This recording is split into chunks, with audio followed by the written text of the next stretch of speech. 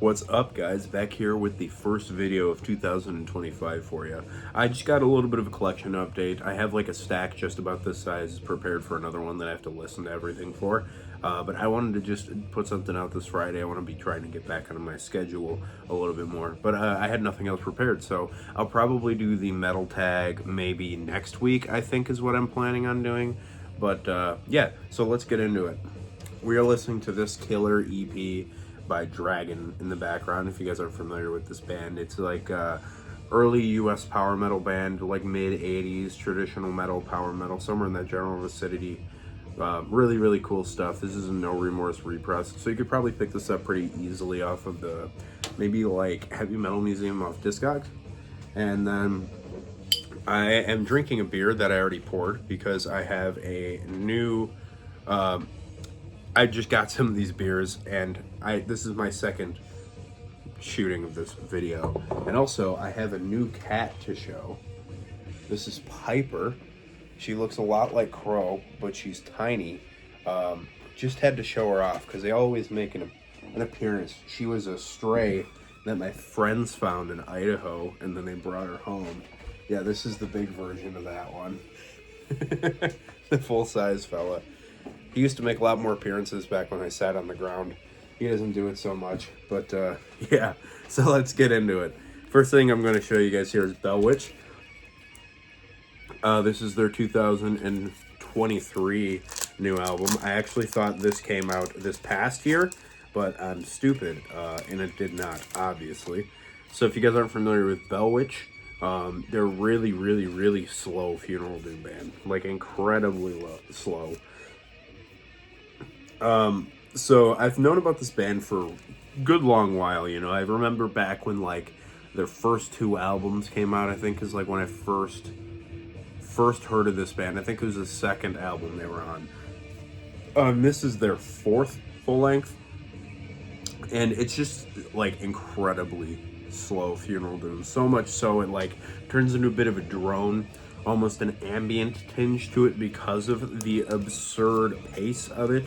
It's just, it's an acquired taste for those who are, I think, a bit more initiated into funeral doom, which I do like the style a lot. I don't know if I would call myself an aficionado or anything like that, but I do nonetheless really like this style, and I would highly recommend this to anybody who likes the style. But if you're not a big funeral doom person, this isn't going to change your mind. But it'll hit the spot if you want something like ridiculously slow. Next, I have an album from a German band called Imperium. You guys have more than likely heard of these guys. So this is their 2021 album. It's the sixth one in their catalog. These guys have been around since the early 90s, which, measuring that, I mean, they've been around for almost 30 years at this point. Like 30 years, actually. And 6 albums is incredibly not prolific. But cool album cover, I think. So this band kind of started off as like a black doom band, and I would say it's pretty similar to that, but they've evolved quite a bit in their sound, maintaining the style, but the sound is just kind of turned into this like mystical, really folky tinged style. I know that they've done just neo-folk albums in the past. I have, I think, 2 of them.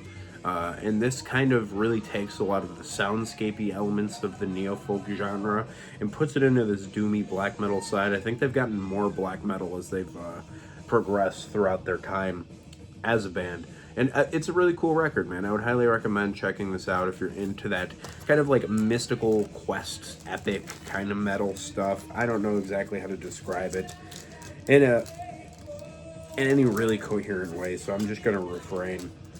But I would really recommend this to any of your fans of just your more epic side of black metal, the really folky stuff, your can bards. But I'm sure if you're into that, you probably are well aware of Imperium.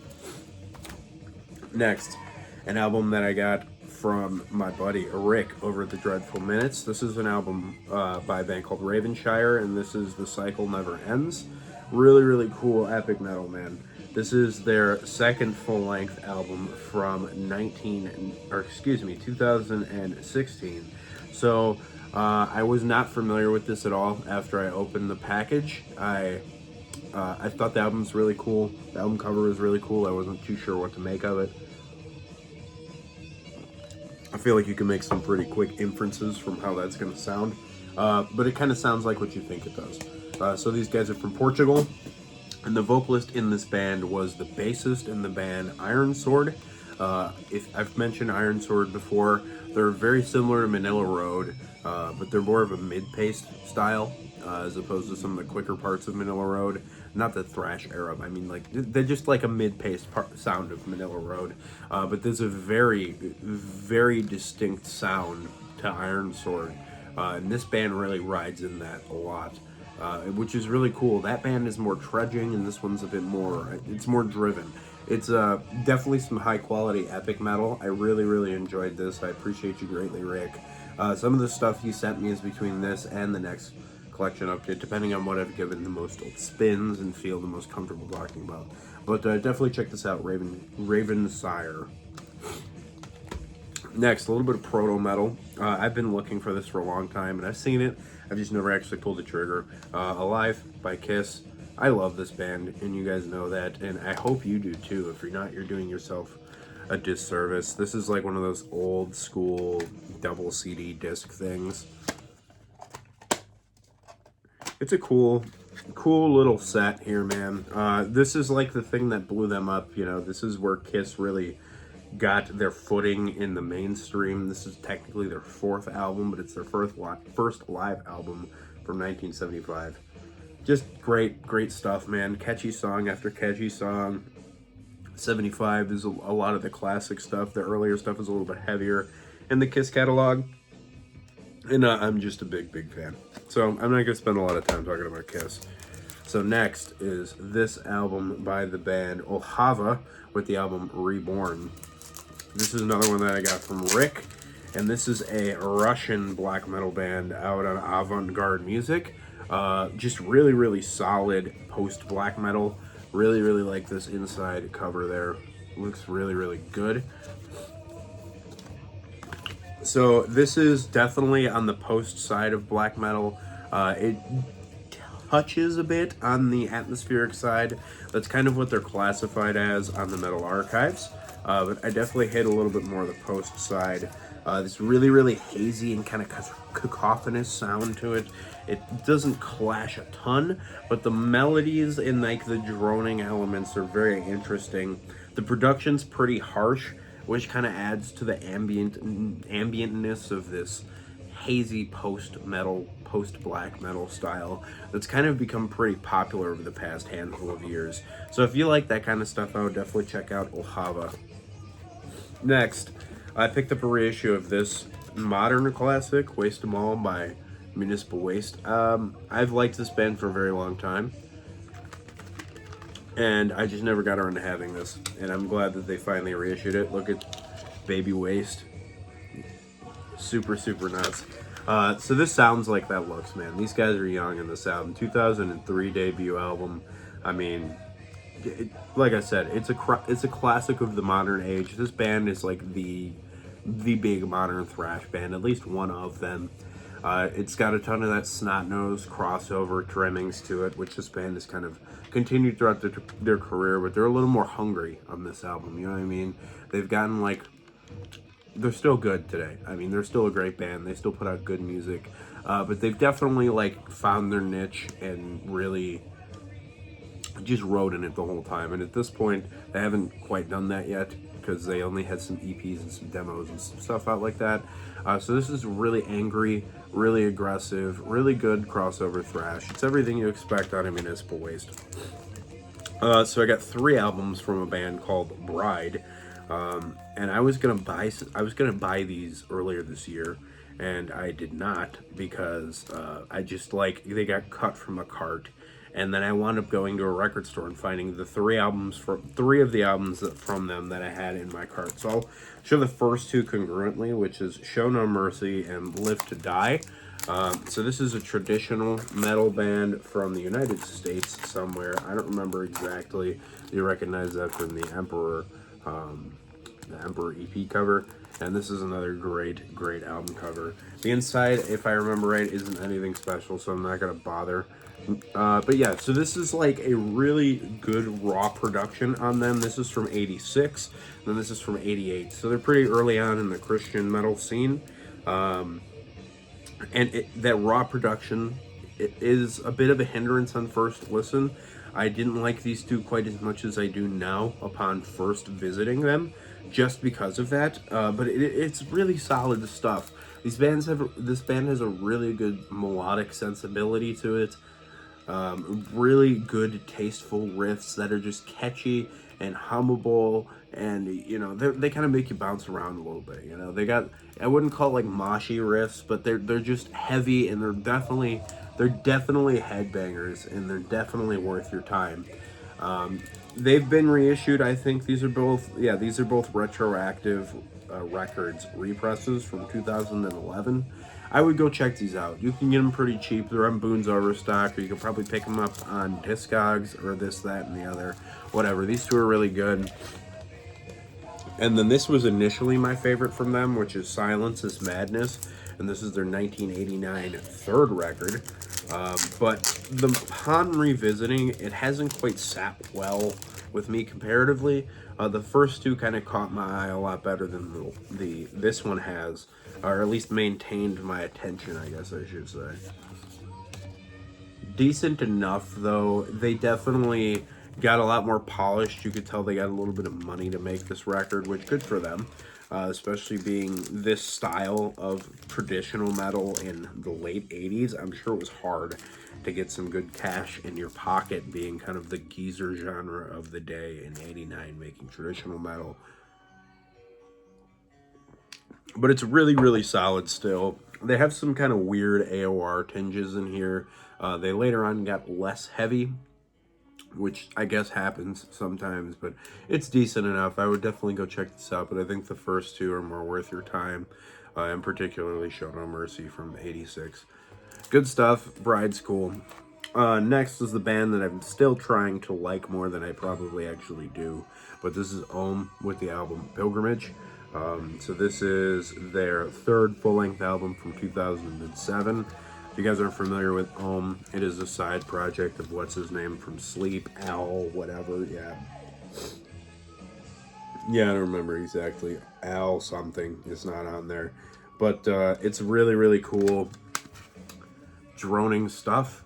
But it's really mostly just background noise for me a lot of the time, which is cool because that has a place in my listening sometimes. I keep pretty busy, so I'm working in my office back here or whatever, and sometimes you just kind of need something in the background that doesn't really catch your attention, but you still want something a little heavy.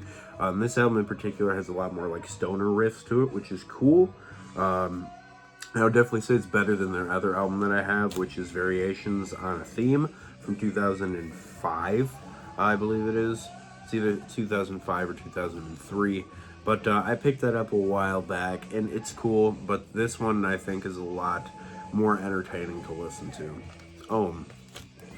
Next, a classic album in the punk genre, all you guys know, Earth AD by the Misfits. I've just not owned this because I know this entire catalog.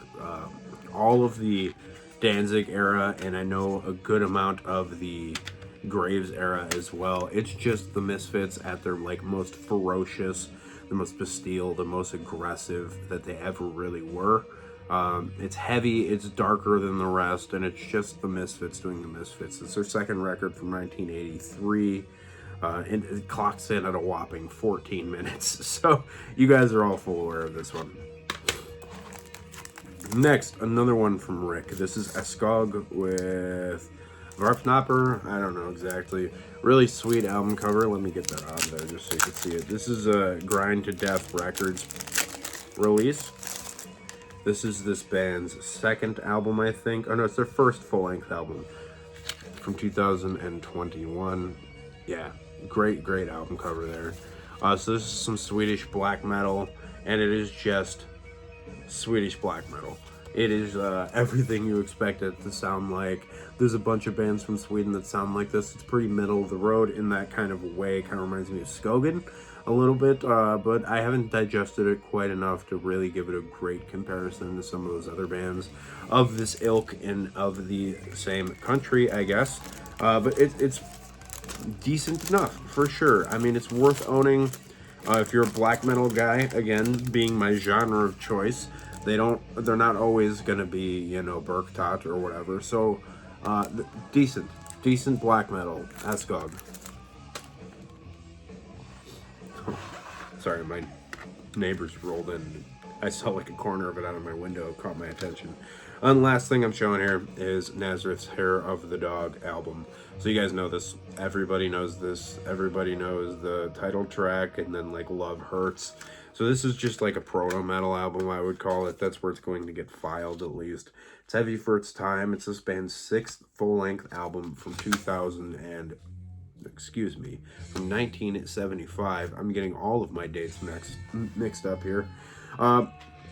It's a fun listen. It hasn't quite stayed with me like some of the other bands in this style have, but they're definitely heavy for their day, and they got some really good catchy tunes. They got a good groove to some of the songs, and it's heavy. I really am interested in liking the things that inspire bands that I like, you know what I mean?